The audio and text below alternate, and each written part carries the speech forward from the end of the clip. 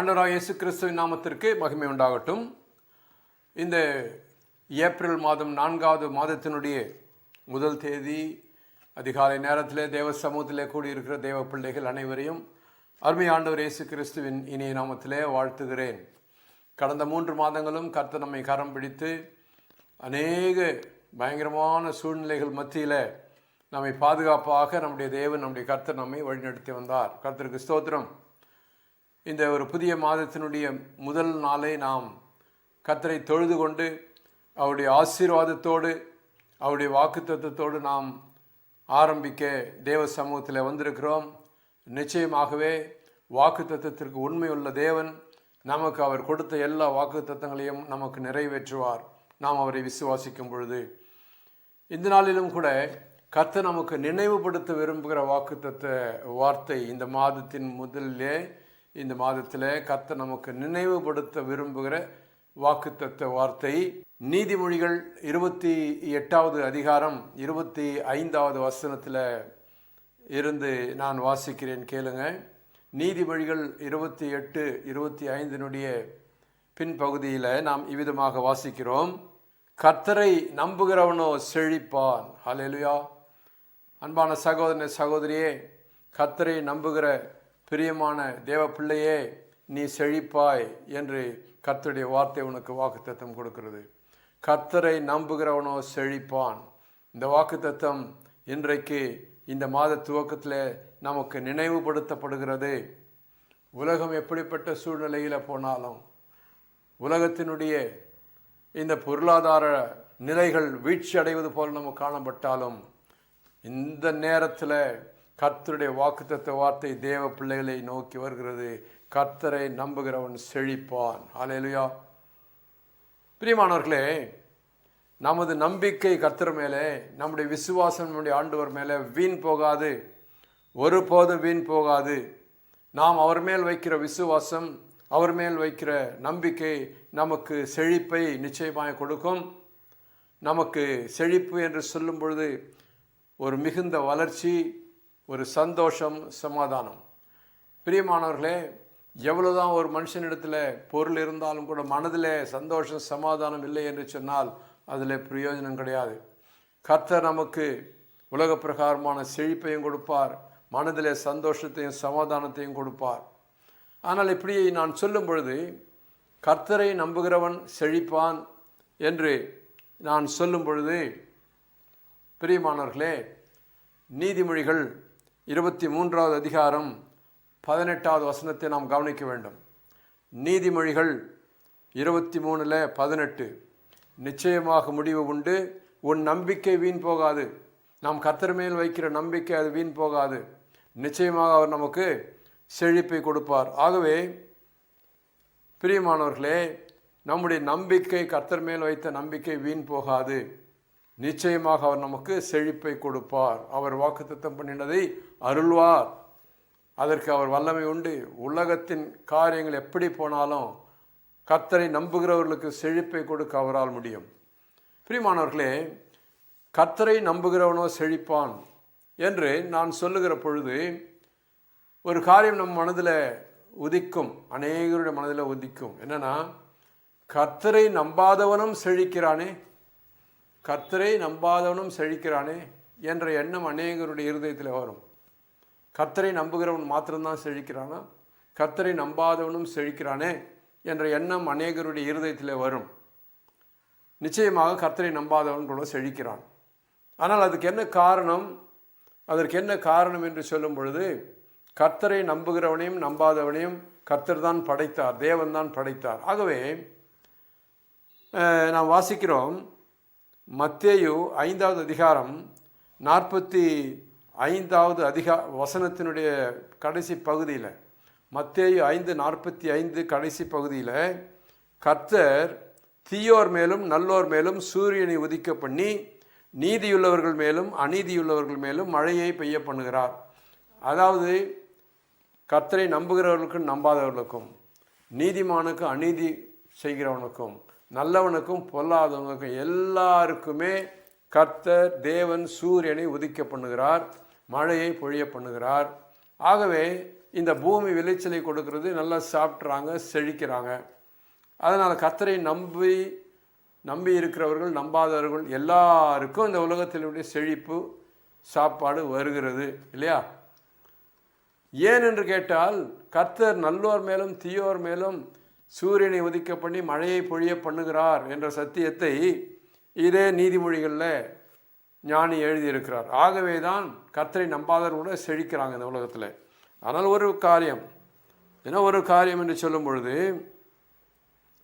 மத்தேயு 16வது அதிகாரம் 26வது வசனத்தில் நாம் பார்க்கும் பொழுது, மத்தேயு 16:26 வசனத்தை நாம் பார்க்கும் பொழுது, மனுஷன் உலகம் முழுவதையும் ஆதாயப்படுத்தி கொண்டாலும் தன் ஜீவனை அல்லது ஆத்துமாவை நஷ்டப்படுத்தினால் அவனுக்கு லாபம் என்ன? மனுஷன் தன் ஜீவனுக்கு, அதாவது தன்னுடைய ஆத்துமாவுக்கு ஈடாக என்னத்தை கொடுப்பான்? என்ன இந்த வசனம் சொல்லுது? கர்த்தரை நம்பாதவன் இந்த உலகத்திலே செழிக்கிறான். கர்த்தரை நம்பாதவன் இந்த உலகத்தை நம்பி இந்த உலகம் கொடுக்கிற செழிப்பை பெற்றுக்கொள்கிறான்னு வைத்துக்கொள்வோம். ஆனால் இந்த உலகம் கொடுக்கிற செழிப்பானது, இந்த உலகம் முழுமையாக அதை நாம் ஒருவன் சம்பாதித்து கொண்டாலும் அவனுடைய ஆத்துமாவுக்கு செழிப்பு இல்லை என்று சொன்னால் அதனால் என்ன லாபம்? இந்த சரீரம் ஒரு நாள் மண்ணுக்கு போகும். இந்த சரீரத்தோடு நாம் வாழ்கிற வாழ்க்கை ஒரு நாள் முடியும். ஆனால் அதற்கு பிறகு வாழ்கிறதான ஆத்துமாவுக்கு, ஜீவனுக்கு பிறகு வாழ்கிற ஆத்துமாவுக்கு செழிப்பு கர்த்தரை நம்பாதவனுக்கு கிடைக்காது. கர்த்தரை நம்புகிறவனுக்கு தான் இந்த உலக வாழ்க்கைக்கு பிறகு வாழ்கிறதான ஆத்துமாவுடைய வாழ்க்கைக்குரிய செழிப்பு கிடைக்கும். பிரியமானவர்களே, கர்த்தரை நம்பாமல் உலகத்தை மாத்திரம் நம்பி தன்னுடைய சுய முயற்சிகள், இந்த பூமி, இவற்றை மாத்திரம் நம்பி இருக்கிறவனுக்கு இந்த பூமியிலே கர்த்தர் கொடுத்துட்டார். அதுவும் அவர் தான் கொடுத்துட்டார். ஏன்னா அவர் படைத்தார், இந்த பூமியில் படைத்தார், அதனால் கொடுத்துட்டார். அந்த செழிப்பு அவனுக்கு வருது. ஆனால் அது உலக செழிப்பு மாத்திரம்தான். அவனுடைய ஆத்மாவுக்கு அந்த செழிப்பு வராது. அந்த ஆத்மா செழிக்க வேண்டும். இந்த பூமியை விட்டு கடந்து போகும்போது, அடுத்த வாழ்க்கைக்கு போகும்போது செழிப்பு ஆத்மாவுக்கு வேண்டும் என்று சொன்னால் அதற்கு கர்த்தரை நம்ப வேண்டும். ஹல்லேலூயா. ஆகவே இந்த காரியங்களை குறித்து நாம் இப்போ யோசிக்கலாம். கர்த்தரை நம்பி வருகிற செழிப்பு எப்படிப்பட்டது? கர்த்தரை நம்பி வருகிற செழிப்பு எப்படிப்பட்டது என்று சில காரியங்களை வேதத்தின் அடிப்படையில் நாம் பார்க்கலாம். இப்போ கர்த்தரை நம்பாதவனும் செழிக்கிறான். ஆனால் கர்த்தரை நம்புகிறவன் பெறுகிறதான செழிப்பு எப்படிப்பட்டது என்று சொல்லி வேதம் என்ன சொல்லுகிறது என்பதை நாம் பார்க்கலாம். பிரியமானவர்களே, கர்த்தரை நம்புகிறவன் பெறுகிற செழிப்பு இதே நீதிமொழிகளில் 8வது அதிகாரம் 10வது அதிகாரம் 22வது வசனத்தில் சொல்கிறாரு. நீதிமொழிகளில் 10வது அதிகாரம் 22வது வசனத்தில் ஞானி எழுதுகிறாரு, கர்த்தரின் ஆசீர்வாதமே ஐஸ்வர்யத்தை தரும், அதனோட வேதனையை கூட்டார். ஆமேன்.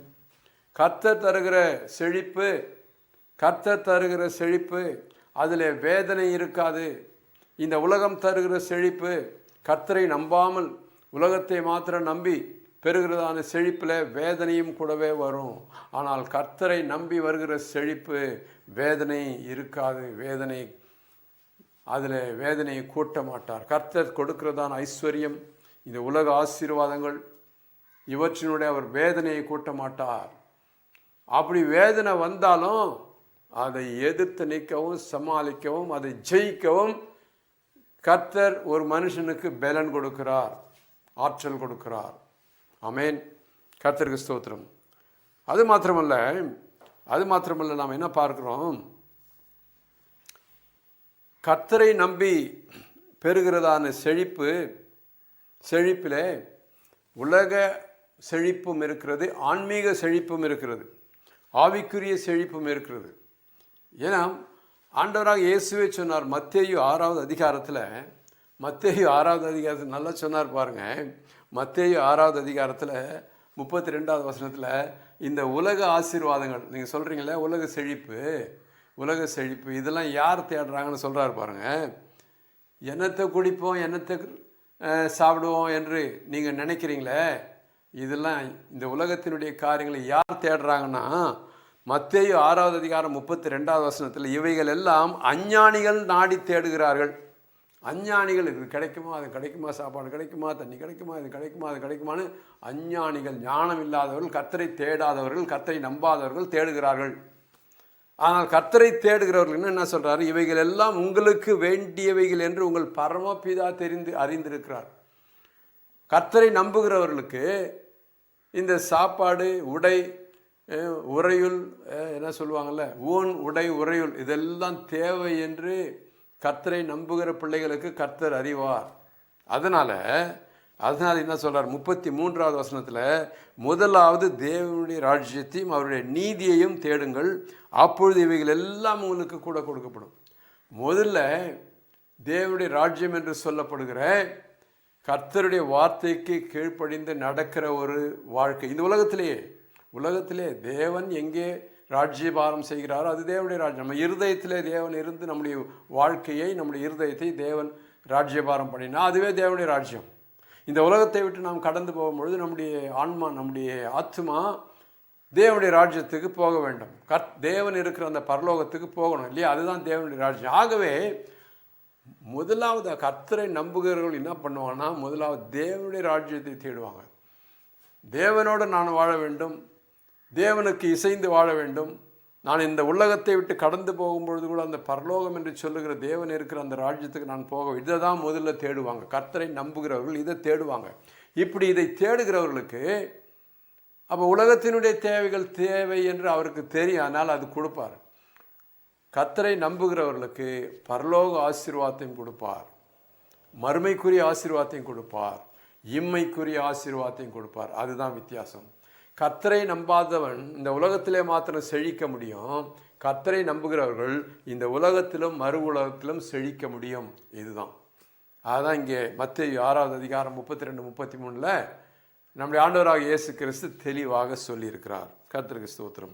ஆகவே பிரியமானவர்களே, கர்த்தரை நம்புகிறவன் பெறுகிற செழிப்பு எப்படிப்பட்டது என்றால் அது நித்தியமானது, என்றும் அழியாதது. கர்த்தரை நம்பாதவன் பெறுகிற செழிப்பு அது அழிவுக்குரியது. இந்த உலகத்திலே இருந்து, அதான் ஒரு இடத்துல ஆண்டவர் சொல்கிறாரு, நீங்கள் உங்கள் பொக்கிஷத்தை இந்த உலகத்தில் சேர்த்து வச்சா அங்கே கரையான் வரும், அங்கே செல் அரிக்கும், திருடம் வருவான். ஆனால் பரலோகத்திலே உங்களுடைய பொருளை நீங்கள் சேர்த்து வச்சா அங்கே யாரும் தொட முடியாது.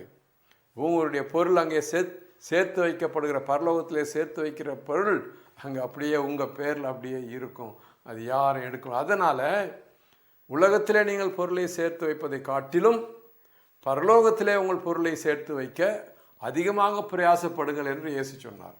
ஆகவே கர்த்தரை நம்புகிறவன் என்ன செய்கிறான்னா, பரலோகத்திலே தன்னுடைய செழிப்பை அதிகமாக்க அவன் பிரயாசப்படுகிறான். அப்படி அவன் பிரயாசப்படும் பொழுது இந்த உலக செழிப்பும் வேண்டும் என்று கர்த்தரை நம்புகிறவனுக்கு கர்த்தர் அறிவார். அதனால் உலக செழிப்பையும் சேர்த்து கொடுப்பார், இங்கேயும் கொடுப்பார், அங்கேயும் கொடுப்பார். அதுதான் ஒரு வித்தியாசம். ஆகவே அன்பானவர்களே, கர்த்தர் கொடுக்குற செழிப்பு அது அசையாது, அது நிலைத்து நிற்கிற செழிப்பு. அந்த ஆசீர்வாதத்தினுடைய செழிப்பு நித்திய செழிப்பு. அது எப்படி இருக்கும் என்று சொல்லி ஏசாயா 51வது அதிகாரம் 11வது வசனத்தில் நாம் பார்க்கிறோம். ஏசாயா 51:11 அப்படியே கர்த்தரால் மீட்கப்பட்டவர்கள் சொல்லும்போது கர்த்தரை நம்பி அவரால் மீட்டு கொள்ளப்பட்டவர்கள், ரட்சிக்கப்பட்டவர்கள், கர்த்தரை நம்புகிறவர்கள் ஆனந்த களிப்போடு பாடி சியோனுக்கு திரும்பி வருவார்கள். தேவனுடைய ராஜ்யத்துக்கு, தேவனுடைய இடத்துக்கு திரும்பி வருவாங்க. நித்திய மகிழ்ச்சி அவர்கள் தலையின் மேலே இருக்கும். சந்தோஷமும் மகிழ்ச்சியும் அடைவார்கள், சஞ்சலமும் தவிப்பும் ஓடிப்போம். அல்லேலூயா. இதுதான் கர்த்தரை நம்புகிறவர்களுக்கு வருகிற செழிப்பு. அந்த செழிப்பு அது நித்திய மகிழ்ச்சி அவர்கள் தலையின் மேலே இருக்கும். அவர்கள் சந்தோஷமும் மகிழ்ச்சியும் அடைவார்கள். இதுதான் கர்த்தரை நம்புகிறவனுக்கு வருகிற செழிப்பு. அது என்றும் அழியாது, யாரும் பிடுங்க முடியாது, எந்த திருடனும் எடுக்க முடியாது. கர்த்தரை நம்புகிறதுனாலே கர்த்தர் கொடுத்த அந்த மகிழ்ச்சி, கர்த்தர் கொடுக்குற அந்த சந்தோஷம், சமாதானம், கர்த்தர் கொடுத்த அந்த செழிப்பு யாராலும் எடுக்க முடியாது. இந்த உலகத்திலேயும் சரி, அந்த உலகத்திலையும் சரி, யாராலும் எடுக்க. ஆகவே என்ன சொல்கிறாரு? கர்த்தரை நம்புகிறவனுக்கு எல்லா சூழ்நிலையிலும் பாதுகாப்பு கொடுக்கிறார். நீங்கள் எங்கே போனாலும் எங்கே வந்தாலும் உங்களுக்கு பாதுகாப்பை கொடுக்கிறார். கர்த்தரை நம்புகிறவனுக்கு எல்லா சூழ்நிலையிலும் பாதுகாப்பை கொடுக்கிறார். ஆகவே உங்களுடைய பொருள் பாதுகாப்பாக இருக்கும், உங்களுடைய செழிப்பு பாதுகாப்பாக இருக்கும். அது யாரும் கெடுக்க முடியாது, அசைக்க முடியாது. சங்கீதம் 91வது சங்கீதத்தில் நாம் பார்க்கும் பொழுது ஒரு வாக்குத்தத்தம் கொடுக்குறாரு. பாதுகாப்பை குறித்து வாக்குத்தத்தம் கொடுக்குறார் பாருங்கள். கர்த்தரை நம்புகிறவர்களுக்கு 91ஆம் சங்கீதம் 12வது வசனத்தில், உன் பாதம் கல்லில் இடராதபடிக்கு அவர்கள் உன்னை தங்கள் கைகளில் ஏந்தி கொண்டு போவார்கள். யார்? தேவ தூதர்கள் வந்து உன்னை எப்போனே பயங்கரமான ஒரு ஆபத்தான சூழ்நிலையில் போனாலும் கூட தேவ தூதர்கள் வந்து உங்களை காத்து கொள்வார்கள். இப்படி ஒரு பாதுகாப்பு உங்களுக்கு கிடைக்கிறது. கர்த்தர் கொடுக்கிற செழிப்பில் ஒரு பாதுகாப்பு இருக்கிறது. அது மாத்திரமல்ல, கர்த்தர் கொடுக்கிற செழிப்பு வற்றாது. ஒரு 6 வற்றி போகலாம், உங்கள் பேங்க் பேலன்ஸு வற்றி போகலாம். நீங்கள் நல்லா சம்பாதிக்கும் போது பேங்க் பேலன்ஸு கூட்டிகிட்டே போவோம். சம்பாத்தியம் நிறுத்திட்டா செலவு தான் கூடும், அது வற்றி போகும். ஆனால் கர்த்தரை நம்புகிறவர்களுக்கு வருகிற செழிப்பு, கர்த்தர் கொடுக்கிற செழிப்பு வற்றாத ஜீவ ஊற்றை போல இருக்கும். அதற்காக கர்த்தர் நமக்கு ஒரு வாக்குத்தத்தத்தையும் கொடுக்கிறார். பாருங்க, யோவான் சுவிசேஷம் 7வது அதிகாரம் 38வது வசனத்தில், யோவான் 7:38, வேத வாக்கியம் சொல்லுகிறபடி, என்னிடத்தில் விசுவாசமாய் இருக்கிறவன் எவனோ அவன் உள்ளத்திலிருந்து ஜீவ தண்ணீருள்ள நதிகள் ஓடும். ஹல்லேலூயா.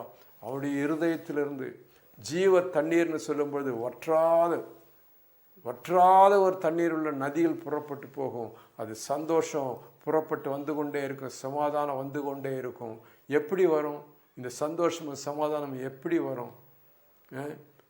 நமக்கு பேங்க் பேலன்ஸ் காலியாக இருந்தால் எப்படி வரும்?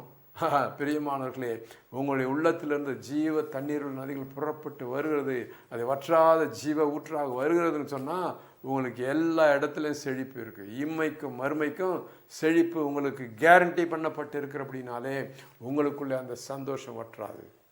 இது யாருக்கு?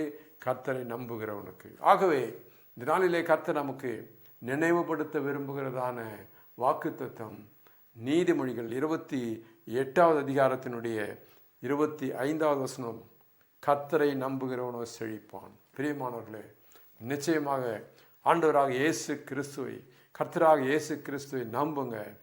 உங்களுக்கு இகபர நன்மைகளை கொடுப்பார்.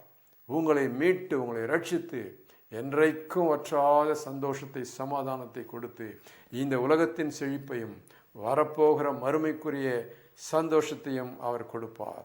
கர்த்தர் தாமே இந்த வசனங்களை கொண்டு நம்மை ஆசீர்வதிப்பாராக. நாம் ஜெபிப்போம். எங்கள் அன்பின் ஆண்டவரே, பரலோக பிதாவே, உம்மை ஸ்தோத்திரிக்கிறோம். இந்த நாளிலும் கூட உம்முடைய வசனத்தை கேட்ட பிள்ளைகளை ஆசீர்வதிப்பீராக. யார் யார் எந்தெந்த நோக்கத்தோடு ஆண்டவரே இந்த செய்தியை கேட்டார்களோ அந்த நோக்கங்கள் நிறைவேறட்டும். அவர்கள் தேவைகள் சந்திக்கப்படட்டும். பிரச்சனைகள் அப்புறப்படுத்தட்டும். சரீர சுக பலனை கர்த்தர் தாரும். வற்றாத ஜீவ ஊற்றாக அவர்களுடைய செழிப்பு பெருகி கொண்டே இருக்கட்டும். ஆசீர்வதியும். இயேசு கிறிஸ்துவின் வல்லமையுள்ள நாமத்திலே இந்த ஜெபங்களை ஏறெடுக்கிறோம் எங்கள் பரமபிதாவே. ஆமேன், ஆமேன்.